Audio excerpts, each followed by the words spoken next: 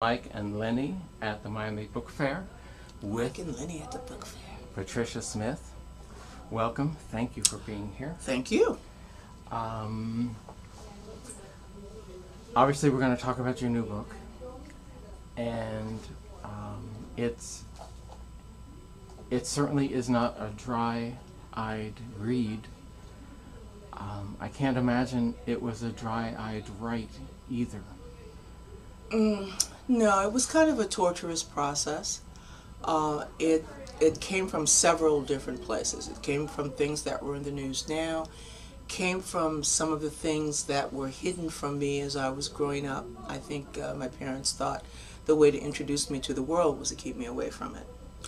And so my discovery of what that world was really like was kind of gradual and jolting.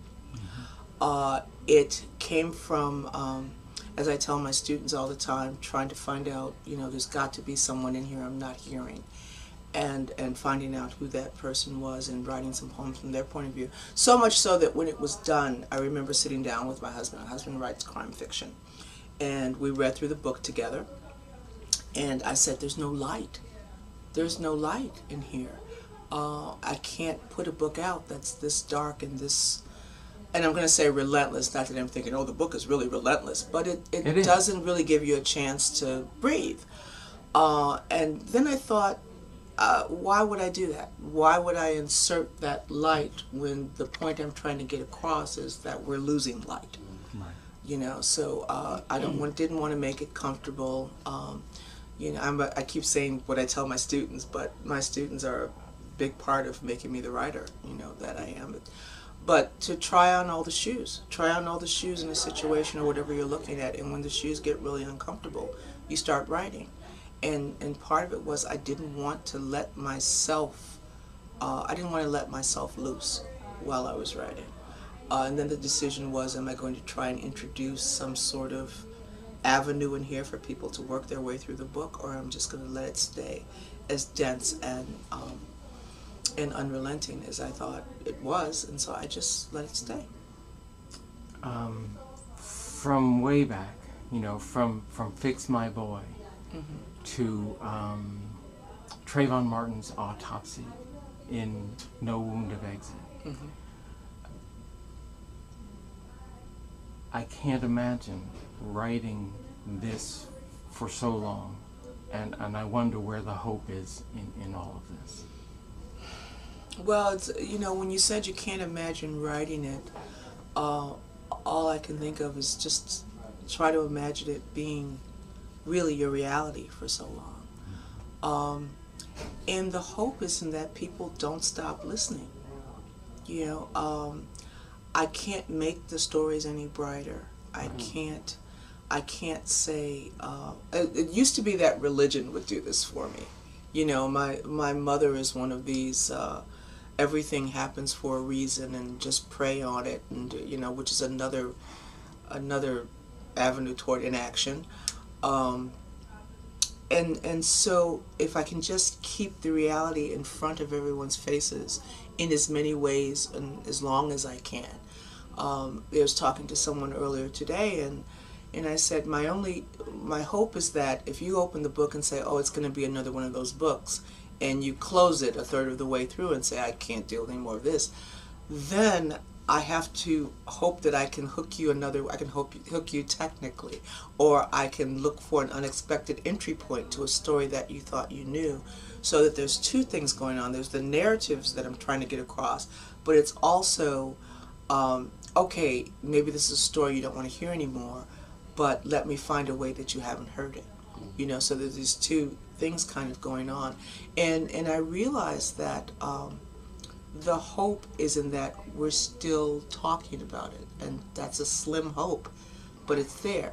The idea that there are so many powerful entities attempting to silence us, and the more someone tells you that your story is not important, the more the possibility that you begin to believe that.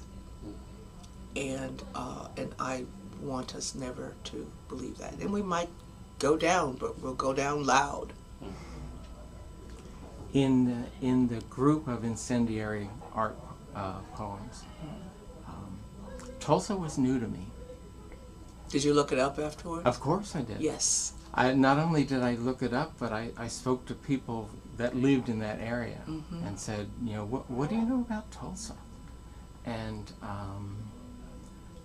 I found accounts of 30 people, 300 people, 3,000 people.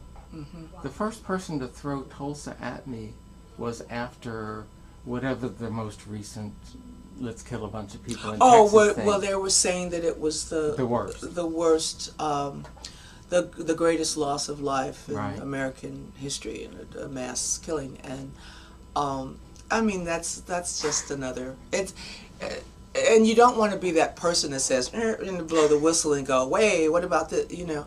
I think you do want to be but the idea that you have so much of your history just folded into, there was this unfortunate period where things happened, but thank God we're post-racial, or we're past that, or we're this, or they want to give you some reason why that doesn't qualify, and the reason it doesn't qualify is because it was black folks. Right.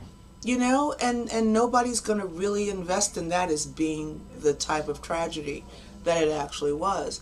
And one of the reasons that I put that in the book was precisely, I know a lot of people didn't know it, and I was hoping they're going to see this and their curiosity will get the best of them, and they will look and they'll look further, and they'll look further, and they'll go back into it.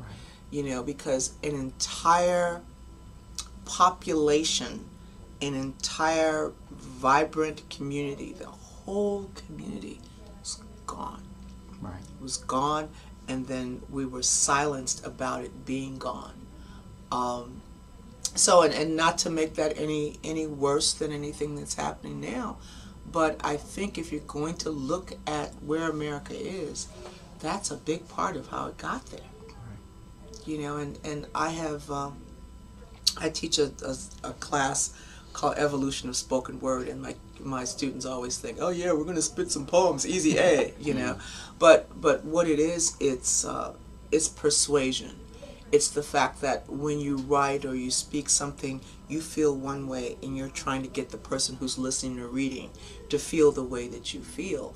And in one class, the students were coming in, and I was playing film from Jim Jones. Okay. Oh, wow. I was just playing the film, and there's the camera panning over all the bodies and all that. And I just let them watch, and when I turned it off, someone raised their hand and they said, "What movie was that?" Oh my. So the depth, the things people don't know. And if you ask your students, what newspaper do you read? Where do you get your news? I get my news from Yahoo. Well, Yahoo's going to tell you what happened 35 minutes ago, but it's not going to tell you why it happened and where you could link it back to. So it's another way of pushing things in front of people that they didn't even know that they should be looking at. And that was one, the Birmingham bombing, things like that. People have an inkling of, oh yeah, I heard something like that, but you need to have the horror back in front of you. Right. And we're so close to it again. That's what's so frightening. Right.